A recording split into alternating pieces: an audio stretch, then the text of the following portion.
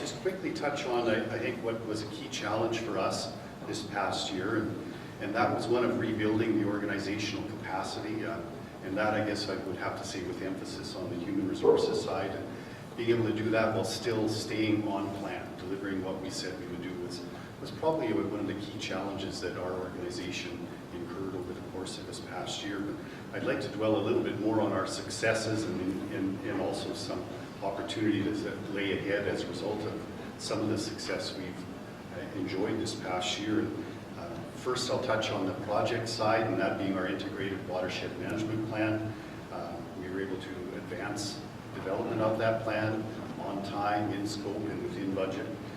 Completion of a draft surface water quality report that we've now got available for, there's a printed copy over on the side table for those who want to look. Just leave it there as a display, please. It is downloadable from our website, so everybody can go have a look at it by downloading it online. So we're able to complete that, what were the first components of our integrated watershed management plan, the first in what will be a series of technical reports that will go eventually toward the writing of our IWMP, and that incidentally is scheduled for completion in early 2014. So right now, as far as further success on the project side, we've just finished recruiting some technical teams related to developing the next components of our IWMP. Those are land use, including riparian areas and wetlands, and there's a lot of effort going right now into some pre-work by those technical teams towards developing a draft report that will be available in advance, if everything flows as it is planned, in advance of us getting input from the public on that in late November, early December this year. So that's moving along well, and we consider that as a success. So on the program side, we've been ramping up our efforts in outreach, and we've been reaping some reward as a result of that. I guess in terms of the outreach effort that we've been doing, it's related to the educational outreach.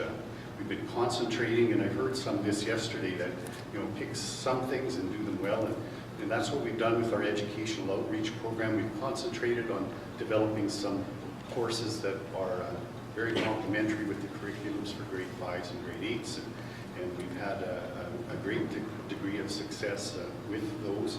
There's a few brochures on the side table there that touch on some more of the specifics of that. We've had several renditions of this, and the most recent one is one dealing more now as we enter into the fall and winter period. So although we do mention the in-field aspect, it's not one we dwell on too much with the weather as it's going to be soon.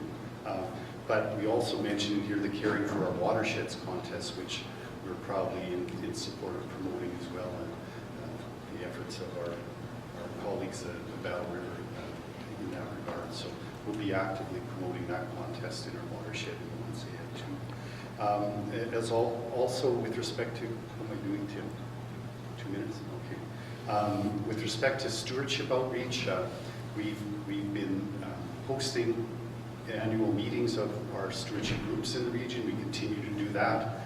This year's was called Retooling Stewardship. We provided some opportunities for learning there.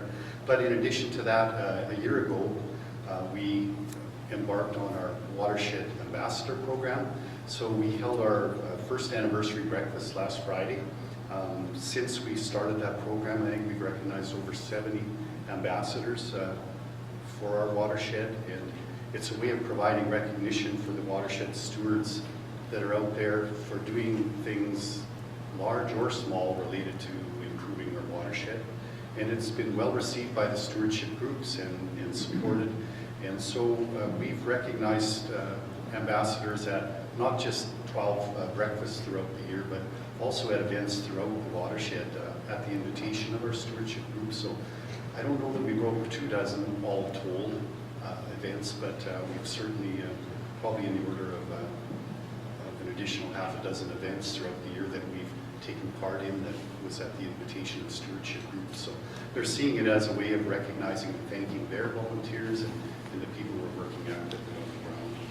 So with that, I guess my time is up. I'd love to tell you a little bit more about our organization But we are looking forward to this next year. Just in closing, we do appreciate the support of our funders, and that includes the provincial government. We always are actively soliciting more, and we won't discontinue that practice either. But we've enjoyed the support, both financial and in kind, of the provincial government, and specifically Alberta Environment and other departments, and our municipal supporters too. And just want to recognize that here. So thank you.